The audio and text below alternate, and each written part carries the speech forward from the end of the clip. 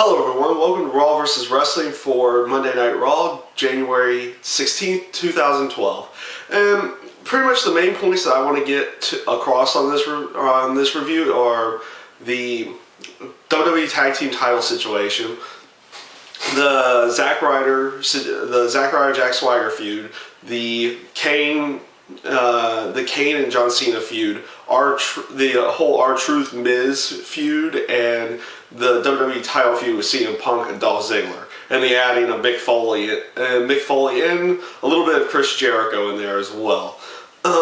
Let's start off with the WWE tag title situation. As many people saw through Raw last night, the titles changed hands on a house show the day before, and they were going to do the rematch that night. And the match itself was pretty good. It wasn't. You got some good maneuvers out of the entire match. Epico and Primo, of course, retaining the tag team titles as they just won them the night before. But the only bad aspect to the match was it was extremely short. It was like a 4-minute match. And now, outside of the show area, obviously Evan Bourne has been suspended again. So this is the reason for them to get rid of get the tag titles off of them, and hopefully go in a feud somewhere else with another tag team down the road against Epico and Primo. Hopefully we'll get a good feud out of it. Not holding my breath on it, but here's hoping. Obviously the U.S. Now I'll go into the U.S. title situation. With Zack Ryder and Jack Swagger. Sorry, I have a little bit of a clogged up throat, so I'm going to drink some water from time to time. But they started out the whole aspect of that night pretty much right. You had Zack Ryder saying, he's not clear to wrestle, but he's going to go out there anyway. A nice little build going into the match. The match itself was nothing more than a squash match with Jack Swagger completely going over Zack Ryder and then winning the U.S. title. Now, on that aspect, I'm a Zack Ryder fan on there, but and I don't really like seeing him lose the title so quickly, but I'm kind of glad they did it in this situation because I've seen so many situations in the past watching other areas where, the champion goes in, he has to defend his title, he's already injured, gets beaten down the whole match, and miraculously pulls out the victory. So it was a nice little change of pace. It was good to see something a little bit different from that situation that they typically throw out there. The next, sorry, I'm still, alright, next area I'm going to go into is the John Cena and Kane feud. Obviously, they started out with, Cena going in and berating John Laurinaitis about the whole Zack Ryder situation, saying he screwed him out of the title, everything like that. And, John Laurinaitis gives him a match against Jack Swagger. Swagger didn't really break too much of a sweat in the match before, so you can put him in a second match. Match doesn't really get going. It was pretty much just an entire beatdown by John Cena to Jack Swagger, and obviously it was a very good. I obviously liked it as a very good change of pace from the normal John Cena area, where he goes out there, he just wants to compete in the match, win the match, and be on his way. But this time, a little bit change of pace, a little bit hateful. The whole aspect, Kane's trying to get him to embrace the hate. You kind of see that a little bit in this instance. The promo for Kane afterwards was extremely short, nice, concise.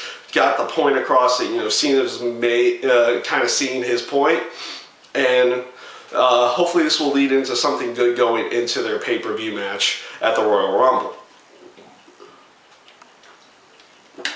And now I'm going to go on to the R-Truth and the Miz feud here. Pretty much R-Truth came out. He didn't really get too much. He didn't really get to say too much because Wade Barrett interrupts him. They start going on their whole spiel. And honestly, since coming back, I'm not minding R-Truth as a face, mostly because they kind of keep the character the same as he was when he left. He was just completely crazy. and I was kind of liking that. It was a bit funny, but still serious. That's what you kind of get right now as well. This eventually leads to Miz attacking R-Truth from behind. Sheamus comes out, makes a save. Teddy Long, instead of making it a tag team match, I like this aspect of it. They kind of promote the Royal Rumble a little bit by doing an over-the-top rope challenge. That match itself wasn't bad. You know, it's only 4 guys. It's a little taste of what you would get for the Royal Rumble match, and I think it came off well. Of course, R-Truth winning, and then the whole stare down afterwards as well. The last aspect I wanted to get into, I'm going to get into one other aspect. The last aspect I'll get into is the CM Punk Dolph Ziggler feud. The other aspect I'm going to get into really quickly, I liked it when Daniel Bryan came out for the main event tag team match. He, instead of, I like how they're making it seem like he's trying to make Big Show the bad guy, though he is clear, he's the one who's clearly getting booed. The fans obviously are going to be seeing him as a heel in the near future, but I like the whole aspect that he's trying to turn it around and make Big Show the bad guy and see if they can get him to turn heel that way. Now, I'm going to go into pretty much what most of the show went around was the CM Punk and Dolph Ziggler feud. It started off with the show with Mick Foley coming out trying to become part of the Royal Rumble match. This led to Dolph Ziggler coming out and berating Foley, telling him he should just go away, all that good stuff as well. Which of course led CM Punk into coming out to not only defend Foley but to start running down and building their feud towards the Royal Rumble. And throughout the night, you saw other little tidbits. It was supposed to be a tag match with CM Punk and Daniel Bryan versus Mark Henry and Dolph Ziggler. And you saw another backstage segment where it got turned into a 6-man match where David Otunga got put on the team with Henry and Ziggler, and Jericho gets put on the team with